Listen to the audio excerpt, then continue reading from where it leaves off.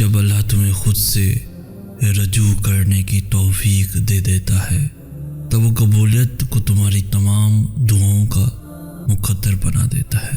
جب تمہاری ہر کوشش ناکام ہو جاتی ہے تب تمہاری دعائیں ہی تمہیں ان چیزوں تک لے کر جاتی ہیں جن تک پہنچنے کا تم تصور بھی نہیں کر سکتے۔ تو پھر یہ مت سوچو کہ جو مانگ رہے ہو اسے حاصل کیسے کرو گے، کیونکہ اس کا انتظام تمہارا رب تمہارے سوچنے سے بہت پہلے کر چکا ہے۔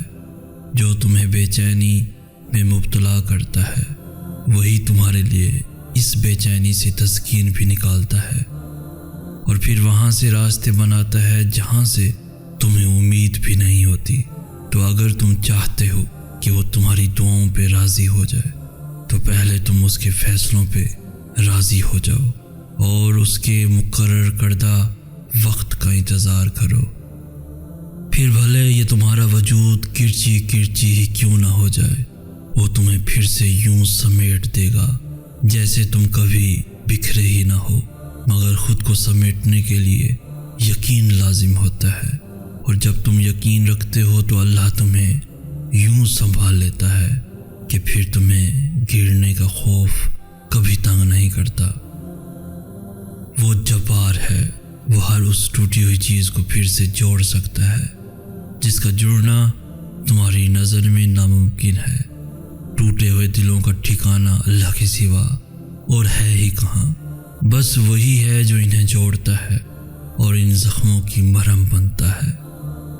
اگر درد رات بھر سونے نہیں دیتا تو جان لو کہ وہ منتظر ہے تمہارا، ابھی بھی اس کو انتظار ہے تمہاری دعاؤں کا۔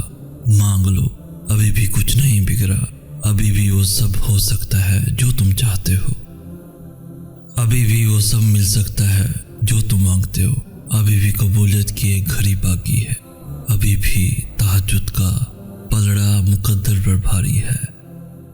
تم خود سجدوں تک نہیں پہنچتے بلکہ سجدوں کو تم تک لایا جاتا ہے، اور وہ تمہیں دعا کی ہمت اور صبر کا حوصلہ تبھی دیتا ہے جب وہ تم سے راضی ہوتا ہے، اور جب وہ راضی ہوتا ہے تو تمہاری ہر رضا پہ حکم کن فرما دیتا ہے۔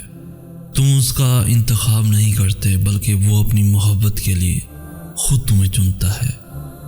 یہی اس کی محبت ہے کہ جب کوئی اس کے دروازے پر دستک دیتا ہے تب وہ خود تک آنے والے ہر دروازے کو اس پر کھول دیتا ہے۔ جیسے وہ سجدے سے پہلے تمہیں دعا کرنا سکھاتا ہے، ویسے ہی وہ تمہارے مانگنے سے پہلے قبولیت کے وسیلے بناتا ہے۔ وہ تمہیں پرسکون نیند سے پہلے جگاتا ہے، پھر معجزوں سے تمہاری من پسند چیز تم تک لاتا ہے۔ وہ تمہیں اپنے منصوبوں سے گزار کر ہی تمہارے منصوبوں تک لاتا ہے۔ وہ تمہیں ناممکن کے وسوسوں میں ڈال کر ممکن کے ذریعے بناتا ہے۔ یہی اس کی مہمان نوازی کا انداز ہے کہ جب کوئی اس کی چوکھٹ پر تھک کر ٹھہر جاتا ہے تب وہ اسے خود میں پناہ دے دیتا ہے۔ جب وہ رات کے آخری پہر تمہیں ملاقات کے لیے بلاتا ہے تب وہ تمہیں اپنے در سے خالی ہاتھ واپس کبھی نہیں جانے دیتا۔ تہجد کی دعائیں جب نصیب کے روبرو آ کر کھڑی ہو جاتی ہیں تب کچھ بھی ناممکن نہیں رہتا، تب چار سو کن کی صدائیں گونجتی ہیں۔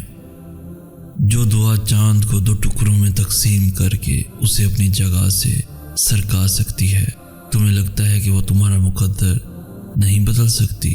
تمہاری دعائیں وہ سب کر سکتی ہیں جو تمہارا مقدر نہیں کر سکتا، اور دعاؤں سے تو رب بھی مل جاتا ہے، تو پھر یہ چاہت کیا چیز ہے؟ بس تمہیں یقین رکھنا ہے کہ جو اس سے مانگ لیا جائے وہ مل کر رہتا ہے، پھر وہ تمہیں وہاں سے دے گا کہ تمہاری دعائیں بھی حیران رہ جائیں گی۔ تم نصیب اور وقت سے لڑتے رہتے ہو، یہ سوچے بنا ہی کہ نصیب لکھنے کا اختیار تو اللہ نے تمہیں دے رکھا ہے کہ اپنی دعاؤں سے جب چاہو جو چاہو بدل ڈالو۔ تم سوچتے ہو کہ جو مانگ رہے ہو وہ کیسے قبول ہوگا، اور وہ تمہیں خبر ہی نہیں ہونے دیتا کہ اس نے تمہیں ہی تمہاری دعاؤں کی قبولیت کا وسیلہ بنا دیا ہے۔ اس کے سامنے تو پتے کی بھی اتنی ہمت نہیں ہوتی کہ وہ ہل جائے، تو پھر تمہارے ہاتھوں کا اس کے روبرو اٹھنا کیسے بے وجہ ہو سکتا ہے؟ وہ جب تمہاری دعاؤں کو قبولیت کے لیے چن لیتا ہے تب وہ تمہارے دل میں دعا کا خیال بھی خود ہی ڈال دیتا ہے۔ اللہ تمہیں تمہاری دعاؤں کے ذریعے ہی آزماتا ہے۔ وہ تاخیر اس لیے کرتا ہے تاکہ تمہارا یقین دیکھ سکے۔ تم خود اپنی دعاؤں سے ہی اپنا مقدر لکھتے ہو اور تمہاری دعائیں ہی تم تک وہ سب لے آتی ہیں جو تمہارا نصیب ہی تمہیں نہیں دے پاتا۔ تو پھر یہ مایوسی کیسی؟ تم جو چاہتے ہو اسے اللہ سے مانگ کر پھر اس کا فیصلہ اسی پہ چھوڑ دو۔ تم جو سوچتے ہو اور جو مانگتے ہو تمہیں ہو بہو وہی دیا جاتا ہے۔ تو پھر وہ مت سوچو جو تم سے نہیں ہو سکتا، بلکہ وہ سوچو جو تمہارا رب کر سکتا ہے، اور تمہارا رب تو سب کچھ کر سکتا ہے۔ تم جتنی دفعہ دعا مانگتے ہو اللہ اتنی دفعہ تمہیں تمہاری دعاؤں کے جواب دیتا ہے۔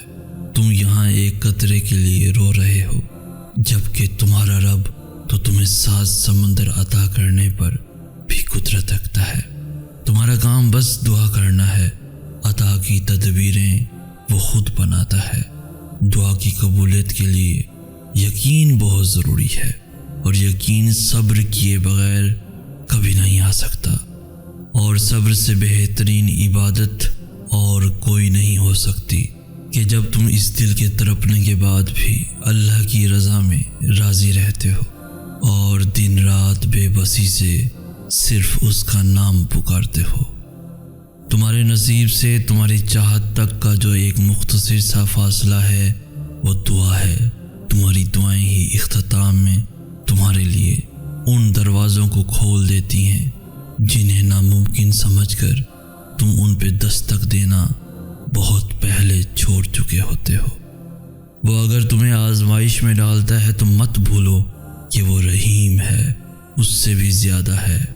وہ جب تمہیں جنگ کے میدان میں لا کر کھڑا کر دیتا ہے تو طاقت بھی اتنی دے دیتا ہے کہ تم پوری دنیا سے اکیلے لڑ جاؤ۔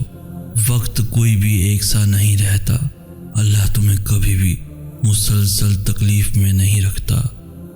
کچھ چیزوں کی حقیقت تمہیں بعض اوقات دیر سے سمجھ میں آتی ہے، مگر جب تم انہیں سمجھ جاتے ہو تو تم جان جاتے ہو کہ اس چیز کے دیر سے ملنے میں کتنی ان گنت مصلحتیں تھیں۔ جب تم دعا کے ذریعے اپنا پہلا قدم اللہ کی جانب بڑھاتے ہو تب وہ تمہیں دیکھ کر خوش ہوتا ہے، اور پھر تمہیں قبولیت کے لیے تب تک انتظار کرواتا ہے جب تک تم روز تھوڑا تھوڑا سا فاصلہ طے کر کے اللہ تک پہنچ نہیں جاتے، اور پھر تمہاری دعائیں ہی تمہیں ان منزلوں تک لے جائیں گی جن تک پہنچنے کا نہ تم نے کبھی تصور کیا ہوگا